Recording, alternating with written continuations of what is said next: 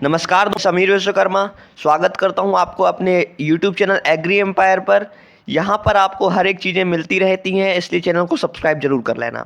आज का टॉपिक है, YouTube का जो वीडियो है इसका टॉपिक है आफ्टर 12th एग्रीकल्चर आप क्या कर सकते हो। या फिर अगर आप 10th में हो और 11th में आप सोच रहे हो कि मैं एग्रीकल्चर सब्जेक्ट लूँ, तो आफ्टर उसके बाद आपका क्या यहाँ पर फ्यूचर रहने वाला है आफ्टर 12th एग्रीकल्चर के बाद।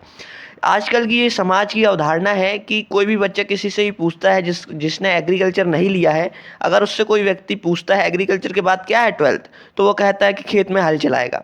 तो ये नहीं है फ्रेंड्स, आपको हर एक चीज़ें यहाँ पर हर एक सब्जेक्ट से सबसे ज़्यादा स्कोप किस में है अभी प्रेजेंट में, एग्रीकल्चर में। एग्रीकल्चर कभी समाप्त नहीं हो सकता, जब तक ये दुनिया रहेगी मोस्टली एग्रीकल्चर रहेगा ही रहेगा, क्योंकि एग्रीकल्चर के बिना तो जीवन ही संभव नहीं है। तो आप ये समझ के चलिए कि एग्रीकल्चर में बहुत ज़्यादा स्कोप है। आज वही स्कोप के बारे में बात करूंगा। आफ्टर 12th आप क्या कर सकते हो। अभी जो एमपी में स्टूडेंट हैं वो एग्रीकल्चर का एग्ज़ाम दे रहे हैं, तो एग्ज़ाम देने के बाद उन्हें क्या करना चाहिए, इस वीडियो में हम बात करने वाले हैं। ठीक है, तो वीडियो को एंड तक ज़रूर देखना और अपने दोस्तों के साथ शेयर कर दो जो अभी 10th में है, 11th में एग्रीकल्चर लेने का सोच रहा है, या फिर अभी 12th में है और 12th में उसका एग्रीकल्चर है और उसको पता ही नहीं है एग्रीकल्चर के बाद क्या होता है। तो इस वीडियो में हम सारी वही चीज़ें बात करेंगे कि एग्रीकल्चर के बाद आप क्या कर सकते हो, क्या नहीं कर सकते हो। ठीक है, हर एक स्टेट की बात करेंगे। सबसे पहला, आप एग्रीकल्चर से अगर आपकी 12th है तो आप बीएससी एग्रीकल्चर कर सकते हो।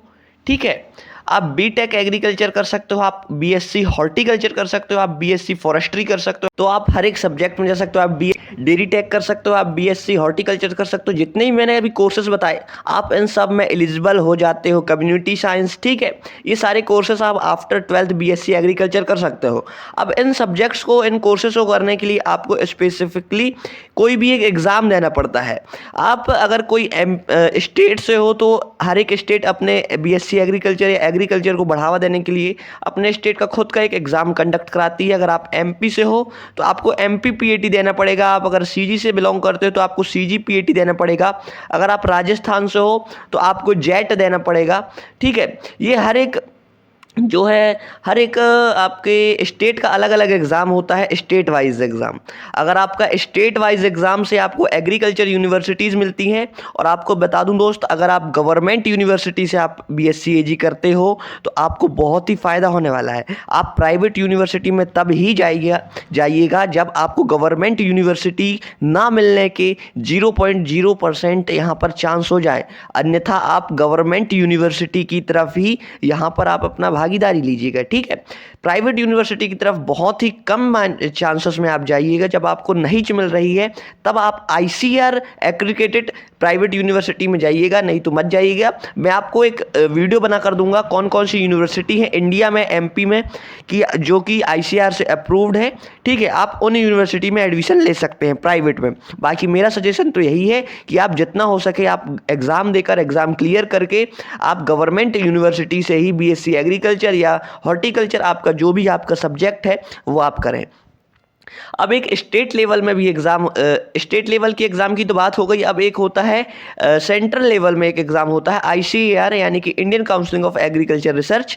इस एग्ज़ाम को देकर भी आपको जो है गवर्नमेंट एकदम बढ़िया यूनिवर्सिटीज़ मिलती हैं। ये आपको एमपी में नहीं बल्कि सीजी में भी नहीं, ये आपको ऑल इंडिया में भी कोई भी यूनिवर्सिटी देती है आपके मार्क्स के अकॉर्डिंग, आपकी कैटेगरी के अकॉर्डिंग।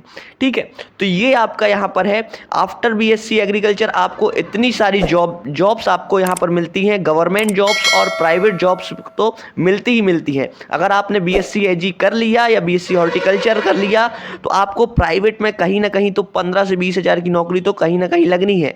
आप किसी भी बीए वाले के पास चल जाओ तो, लेकिन बीए करने के बाद आफ्टर बीए उसे कोई भी जॉब नहीं लगने वाली है। लेकिन आप अगर आफ्टर बीएससी एग्रीकल्चर हॉर्टिकल्चर के बाद यहीं बाहर आप बेरोजगार रह ही नहीं सकते। आपको 15 से 20 हज़ार की मिनिमम प्राइवेट जॉब तो लगेगी ही लगेगी। और गवर्नमेंट जॉब में भी बहुत सारी जॉब्स हैं जो आपको after BSc agriculture, BSc horticulture, आपको बीएससी फॉरेस्ट्री आपको जॉब्स प्रोवाइड करती हैं।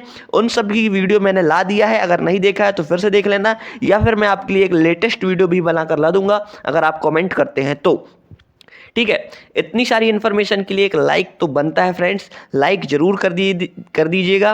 और अगर आपको MPPAT या फिर ICAR के नोट्स चाहिए तो आप बिल्कुल यहाँ पर कांटेक्ट कर सकते हो मुझे। मैं आपको कम से कम प्राइस में MPPAT ICAR के नोट्स प्रोवाइड कर दूंगा।